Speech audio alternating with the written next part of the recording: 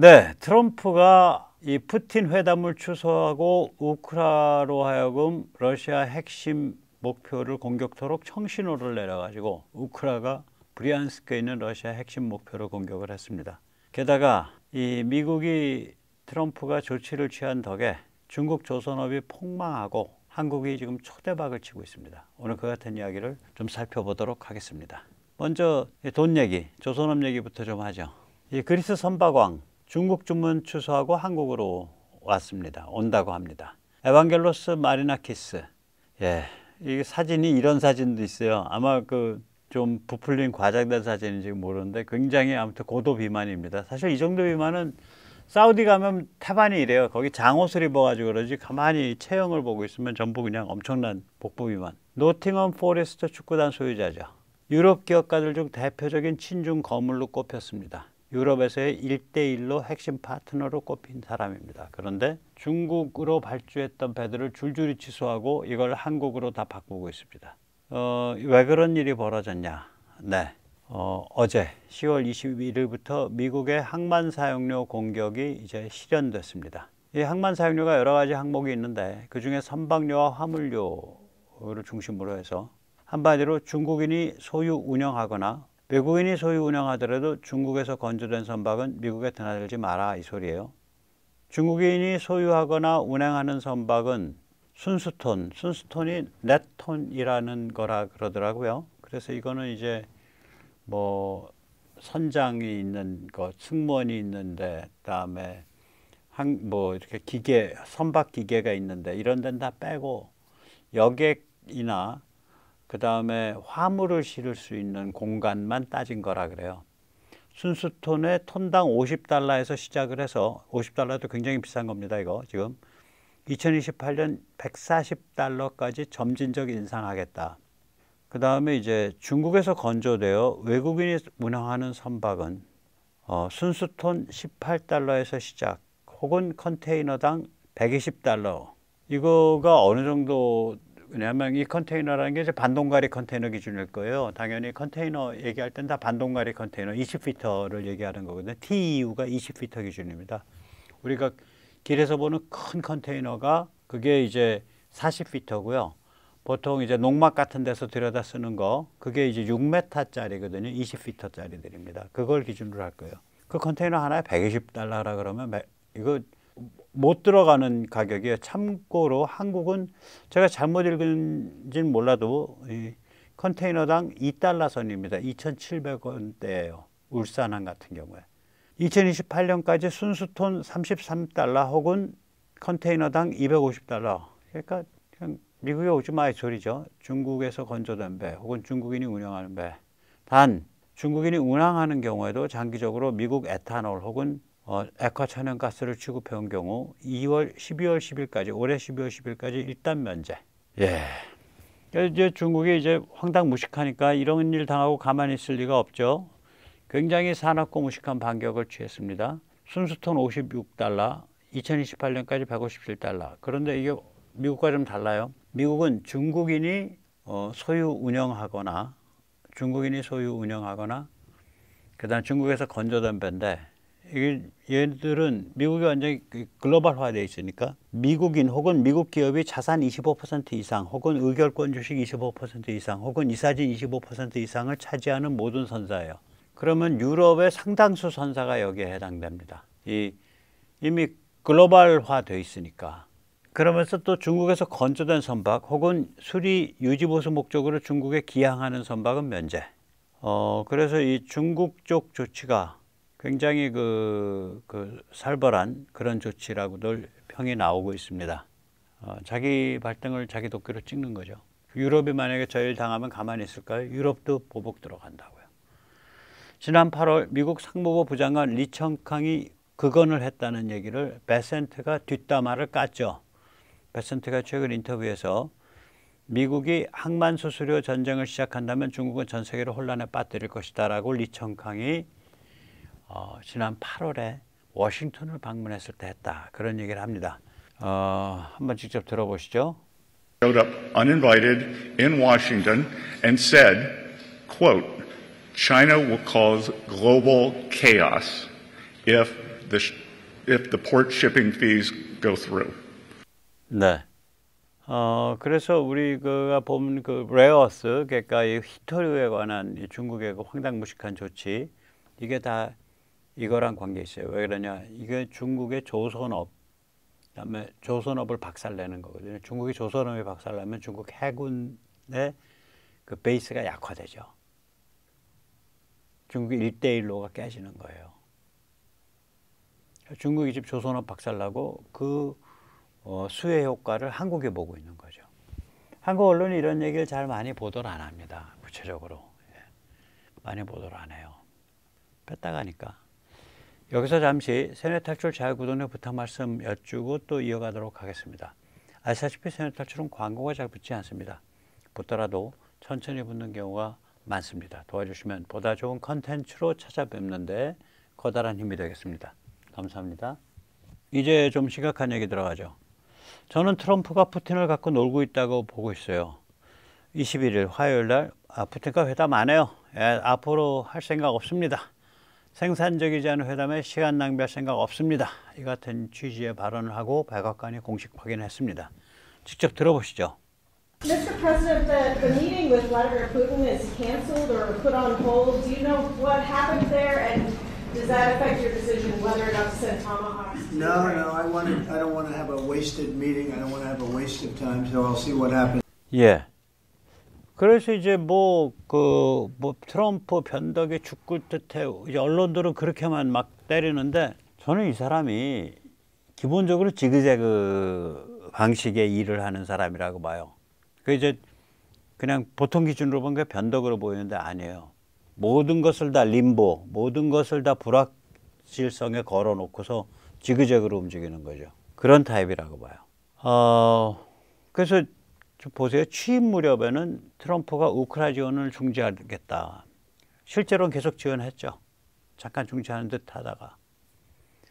그러다가 이제 8월 15일경에 8월 15일 날 트럼프가 푸틴과 회담을 하죠. 이때는 이제 카드 하나만 흔들 때입니다. 2차 제재 들어간다 만다 들어간다 만다. 즉 러시아 오일을 사는 인도와 중국을 세게 때리겠다. 보복 관세를. 그 이제 알래스카 공군기지에서 했는데 이걸 가지고 뭐 그 푸틴을 위해서 레드카펫을 깔아줬다. 저는 그렇게 안 봅니다. 푸틴의 취약점이 노출이 된 거예요. 알래스카 회담 때요. 거기에 뭐 국방장관, 뭐 장성 이런 애들 안 왔습니다. 전쟁에 관계된 애들 안 왔어요. 전부 기업가들 왔어요. 기업가랑 경제 관료들만 왔어요. 알래스카 회담 때. 전쟁을 유럽을 침공한, 그러니까 예를 들어서 히틀러가 루스펠트가 오라 그런다고 미국에 와서 루스펠트 만나? 그거랑 똑같은 거예요. 제2차 세계대전 터졌을 때 1939년 9월서부터 1941년 12월까지는요. 미국은 전쟁 당사자가 아니었습니다. 안 들어갔죠. 유럽 전선에. 뒤에서 무기만 만들어서 내렸죠. 1941년 12월, 즉 제2차 세계대전이 터지고 2년 넘게 지난 다음에 일제가 진주만을 공습해서 태평양 전쟁이 터지면서 미국이 태평양과 대서양 양쪽에 함께 전쟁을 벌이게 돼요. 전쟁에 관여하게 돼요. 그러면 1939년 9월에 제2차 세계대전 터지고 아직 미국이 전쟁 당사자가 아닌 41년 그 12월까지 그 시기 동안 프랭클린 루스벨트 대통령이 부른다고 해서 히틀러가 쪼르륵 달려와서 만난다? 미국 땅에서? 그럼 그걸 두고 루스벨트가 히틀러한테 레드카펫을 깔아줬다고 해야 돼요? 아니면 히틀러가 쫄려서 급해서 왔겠다 보겠어요. 히틀러가 급하지 않으면 안 와요. 똑같은 거예요. 알래스카까지 경제인과 경제 관료들을 중심으로 대동을 하고 나타났다라는 건 아무튼 나 물러날 듯 있어 라고 자기 약한 모습을 보인 거예요. 8월 하순에는 나토 유럽 국가들이 국방비를 2035년까지 GDP 5%로 올리겠다라고 이제 정상에서 결정했습니다. 8월 하순에 나토 정상회의가 열렸죠. 리짜이밍은 안 갔죠. 10월에는 트럼프의 쌍권총이 등장하죠. 트럼프가 기존의 2차 제재 카드뿐만이 아니라 토마호크 카드를 꺼내들어요. 그리고 10월에 나토 유럽 국가들이 우리 돈으로 미국 무기를 사서 우크라이나에 제공하겠다라고 얘기를 합니다. 10월 16일에 트럼프가 푸틴과 2주 안에 부다페스트에서 만나기로 했다. 푸틴과 2시간인가 통화하고 그 얘기를 했죠. 그리고 그 얘기를 러시아 쪽도 확인을 해줬습니다. 우리 만나기로 했다. 이렇게. 그런데 그 다음 날 트럼프가 젤렌스키를 만나서 이게 16일이 목요일이고 17일이 금요일이에요. 우리로 치면 전부 다 밤이죠. 이제 시차가 있거나 밤이거나 그 다음 날이죠. 심각한 의견 충돌이 있었다라고 이제 알려지게 돼요. 저는 여기에 대해서 세네트 탈출에서 이미 말씀드렸죠. 이거 쇼다. 왜냐? 왜 의견 충돌 뭘 가지고 했다는데? 그 돈바스 지역 영토 할양 때문에 했다는데. 그거 의견 충돌이 왜 지금 새삼 있을 필요가 뭐가 있어요? 그 트럼프 맨날 하던 소리인데. 그리고 어떻게 보면 지금 러시아가 돈바스만 얘기한다는 얘기는 그러면 자포리지아랑 강남 헤르손은 토해낸다는 소리네.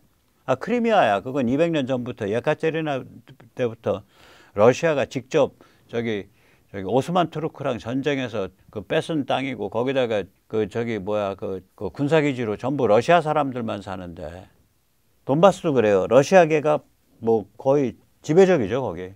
언어도 러시아어를 써요. 돈바스 지역은. 크루스초프가 돈바스에서 자랐는데 도네츠크에서 태어나기는 키이우 북쪽의 러시아 쪽 국경에서 태어났는데 국경의 러시아 사이드에서 태어났는데 자라기는 돈바스에서 자랐습니다. 크루스초프가. 크루스초프 부인은 어제인가 말씀드렸지만 우크라이나 여자인데 유대계고. 예. 그래서 그런 상태이기 때문에 뭐 트럼프가 맨날 그 입장인데 그것 때문에 특별히 더 충돌할 거 있어. 충돌했다 그러면 옛날에 충돌했겠지. 그래서 저는 이거 쇼 같은데? 라고 생각을 했어요. 왜 그러냐면 푸틴과 같은 연쇄살인, 마피아 두목을 다룰 때는 선역과 악역을 나눠야 되거든요. 그래서 젤렌스키는 우리는 끝까지 결사항전한다. 미국은 반성해라, 각성해라, 끝까지 무기 주라, 끝까지 도와줘라 이러고 울어야 되는 거고 트럼프는 그거 말이야. 원래 그 러시아어 쓰고 러시아계 주민이 거의 뭐 절대 다수인 돈바스 말이야.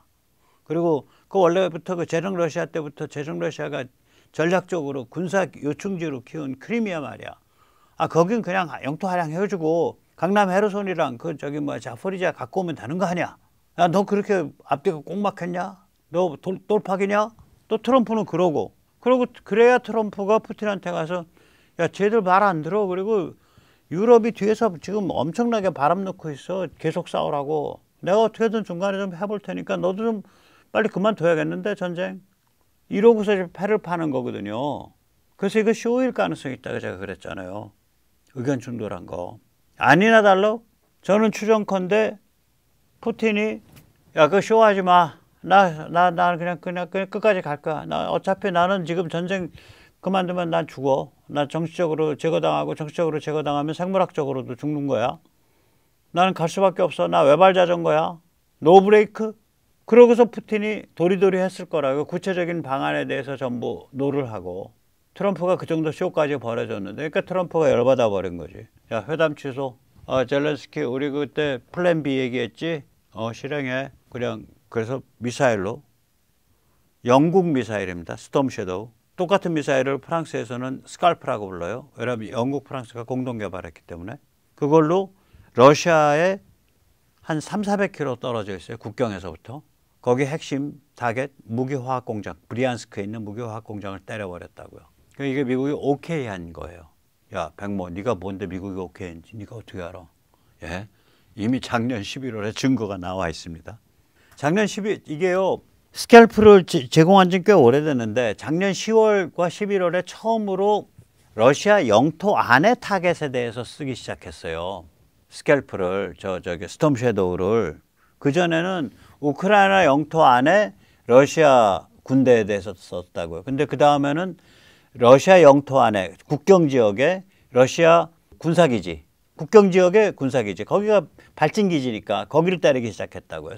그래가지고 그때도 박수치고 난리 났었어요. 드디어 영국과 프랑스가 오케이 해서 영국, 프랑스가 제공한 스톰 섀도우 일명 스캘프 미사일로 러시아 영토 안에 타겟을 때렸다. 그러고서 박수치고 난리가 났었어요. 근데 이번에는 러시아의 영토 아니지만 러시아 국경지대에 있는 군사기지나 뭐 군대 이런 걸 깐 게 아니라 저기 좀 상당히 멀리 떨어져 있는, 우리로 치면 서울 기준으로 해서 대구나 부산쯤 떨어져 있는 화학 공장을 때렸다고요. 근데 그 화학 공장이 탄약이라든지 로켓 연료 만드는 데예요.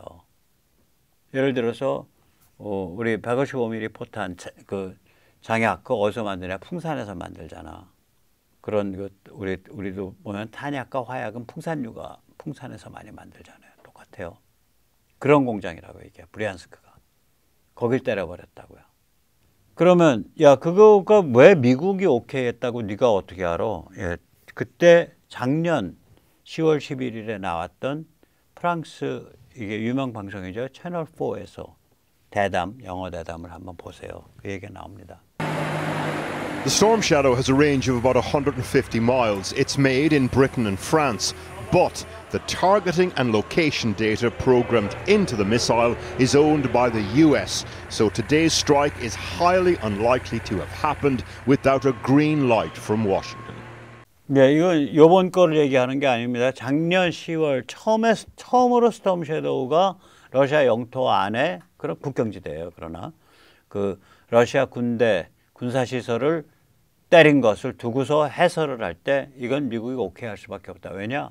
스톰 섀도우 미사일은 영국과 프랑스의 합작품이지만 그건 하드웨어 쪽이고 그 안에 위치 감지와 타겟을 향해서 날아가는 것, 타겟을 입력하는 것, 그쪽 소프트웨어 및 시스템은 그건 미제다. 미국이 오케이 해야 된다. 그래서 우리같이 자주국방을 고도로 발전시켜가지고 무기의 독자성을 갖고 있는, 무기 운영의 독자성을 갖고 있는 나라가 아니면 다 이런 문제가 있는 거예요. 그러면 이게 작년 10월에 나온 얘기인데 그로부터 1년 지난 2025년 10월에 지금 국경에서 300-400km 떨어진 화학 공장을 때렸단 말이야. 브리안스크. 그럼 그 미국 청신호 없었을까요? 있었단 말이죠. 미국 청신호 언제 때렸냐? 21일 날 때렸다고요. 청신호 언제 나왔냐? 21일 날 나왔어요. 근데 21일 날 미국이 무슨 짓 했냐? 회담 없어. 앞으로도 당분간 없을 거야. 나는 그 뭐 아무 성과도 없는 회담을 위한 회담에 시간 낭비할 생각 없어. 그러고서 때려버린 거예요. 예. 자, 이게 이렇게 되는 거예요. 이제 저는 사실 우크라이나 전쟁의 배후는 시진핑이라고 봅니다. 그때 전쟁 나기 얼마 전에 그 푸틴이 베이징에 달려왔잖아요. 동계올림픽에. 그때 두 손을 꼭 잡고 우리 둘 사이, 우리 두 나라 사이의 우정에는 한계가 없습니다. 가없는 우정입니다. Limitless friendship이라고 얘기를 했단 말이에요. 그때. 그게 다 의미가 있는 거예요. 그 다음에 그 전쟁 나고 나서 1년 후인 2023년 3월에 시진핑이가 모스크바를 날아가서 시진핑 모스크바 제 집 드나들었어요. 한 달에 한 번꼴로 드나들었어요. 시진핑 모스크바 날아가서 딱 둘이 얼싸안고서 계단 내려오면서 한 말이 아 성님과 제가 이 100년 만에 일어나는 거대 변화, 역사적 거대의 전환기를 이끄는 두 주인공 아니겠습니까? 이런 소리나 했잖아. 그러니까 이게 지금 둘이 손잡고 골로 가고 있는 거예요. 그러니까 미국의 조치를 보면 중국을 압박하고 중국을 때리는 조치가 곧 러시아에 영향을 미치는 거고 러시아를 압박하고 러시아를 때리는 조치가 중국에 영향을 미치는 거예요. 빙뽕 빙뽕 하는 겁니다. 예, 참 우리 존경하는 리짜이밍 선생 밤에 참 잠이 안 오시겠습니다. 뭐 인생은 고통입니다. 다 같이 고통을 겪고 있습니다. 우리 자유공화 애국시민들도 고통을 겪고 있습니다. 오늘 여기까지 모시겠습니다. 감사합니다.